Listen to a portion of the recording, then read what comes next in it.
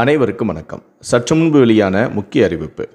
Ration அட்டை வைத்திருக்கும் அனைவரும் கவனத்தில் கொள்ளக்கூடிய மிக மிக முக்கியமான அறிவிப்பு ஒன்று வெளியாகியுள்ளது. இதை பற்றி விரிவாக தெரிஞ்சுக்கணும்னா இந்த வீடியோவை கடைசி வரைக்கும் ஸ்கிப் பண்ணாமல் முழுமையாக பாருங்கள். இந்த வீடியோக்குள்ளே போகிறதுக்கு முன்னாடி இந்த வீடியோக்கு ஒரு லைக் பட்டனை ப்ரெஸ் பண்ணிடுங்க. நீங்கள் இதுவரைக்கும் என்னோட சேனலை சப்ஸ்கிரைப் பண்ணாமல் இருந்தீங்கன்னா மறக்காமல் சப்ஸ்கிரைப் பண்ணிக்கோங்க. கூடவே அந்த பெல் சிம்லையும் மறக்காமல் கிளிக் பண்ணிக்கோங்க. சரி, வாங்க இப்போ நாம் வீடியோக்குள்ளே போகலாம்.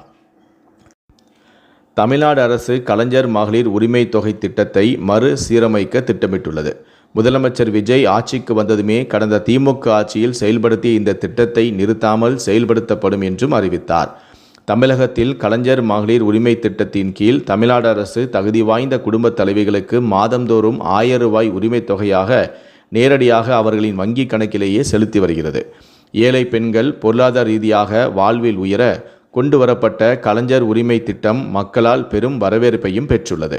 குடும்ப தலைவிகளின் பொருளாதார சுதந்திரத்தை உறுதி செய்வதற்காகவும் மற்றும் அவர்களின் வாழ்வாதாரத்தை மேம்படுத்துவதற்காகவும் இந்த திட்டம் கொண்டு வரப்பட்டது. செப்டம்பர் 15, 2023 அன்று தொடங்கப்பட்ட இந்த திட்டம் பிப்ரவரி 2026 நிலவரப்படி சுமார் 1,31,00,000 பெண்கள் பயனாளிகளாக கொண்டுள்ளனர். இதனிடையே நடந்து முடிந்த தமிழக சட்டமன்ற தேர்தலில் தமிழக மக்களின் பேராதரவுடன் 108 இடங்களை பெற்று தனிப்பெரும் கட்சியாக வெற்றி பெற்றுள்ள விஜய் கூட்டணி கட்சிகளின் ஆதரவுடன் கடந்த 10ஆம் தேதி முதலமைச்சராக பொறுப்பேற்றும் கொண்டார். இதனால் முந்தைய திமுக அரசால் கொண்டுவரப்பட்ட கலைஞர் மகளிர் உரிமை தொகை திட்டம் தடையின்றி வழங்கப்படுமா என்ற எதிர்பார்ப்பும் பெண்கள் மத்தியில் எழுந்துள்ள நிலையில் கடந்த மாதம் எப்போதும் போல மே மாதம் 15ஆம் தேதியன்று பெண்களின் வங்கி கணக்கில் 1000 ரூபாய் வரவு வைக்கப்பட்டது. ஆனால் தாவேகா தேர்தல் வாக்குறுதி கொடுத்தபடி 2500 ரூபாய் கொடுக்கப்படவில்லை. அதாவது முதலமைச்சரான விஜய் முந்தைய அரசுகளால் கொண்டு வரப்பட்ட முக்கிய மக்கள் நல திட்டங்கள் இந்த ஆட்சியிலும் தொடரும் என்றும் உறுதியளித்ததைப்படி மகளிர் உரிமை தொகை வரவு வைக்கப்பட்டது குறிப்பிடத்தக்கது. தாவேகா தேர்தல் வாக்குறுதியாக மதிப்புமிக்க மகளிர் திட்டத்தின் கீழ் மாதந்தோறும் பெண்களுக்கு 2500 ரூபாய் வழங்கப்படும் என அறிவித்திருந்தார். ஆனால் அந்த தொகை கொடுக்கப்படவில்லை. தாவேகா தேர்தல் அறிக்கையாக அறிவித்த 2500 ரூபாய் கட்டாயம் கொடுக்கப்படும் எனவும் மக்கள் தங்களுக்கு கால அவகாசம் கொடுக்க வேண்டும் எனவும் முதலமைச்சரான விஜய் கேட்டும் இருந்தார்.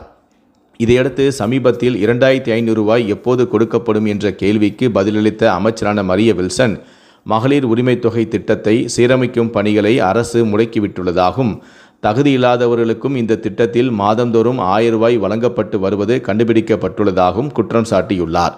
குறிப்பாக வட மாநிலத்தை சேர்ந்தவர்களுக்கு மகளிர் உரிமை தொகை வழங்கப்பட்டு வருவது கண்டுபிடிக்கப்பட்டுள்ளதாகவும் இது குறித்து ஆய்வு நடைபெற்று வருவதாகவும் விரைவிலேயே மகளிர் உரிமை தொகை திட்டம் மறு சீரமைக்கப்படும் என்றும் அவர் உறுதியளித்தார்.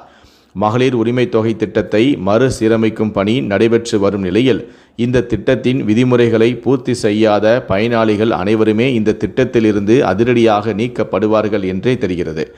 அதேபோல தாவேகா தேர்தல் வாக்குறுதியில் 60 வயதிற்குட்பட்டவர்களுக்கு மட்டுமே மகளிர் உரிமை தொகை வழங்கப்படும் என அறிவிக்கப்பட்டுள்ளதால் 60 வயதிற்கும் மேற்பட்ட பயனாளிகளின் பெயர்களும் நீக்கப்படலாம் என்றே தெரிகிறது.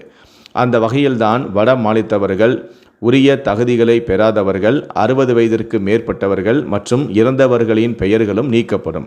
மகளிர் உரிமை தொகை திட்டம் மிக பெரும் அளவில் மறு சீரமைக்கப்பட வாய்ப்புள்ளதாக கூறப்படுகிறது. மேலும் அரசின் நிதிநிலை அறிக்கை தாக்கலுக்கு பிறகு இந்த நடவடிக்கை இருக்கும் எனவும் எதிர்பார்க்கப்படுகிறது.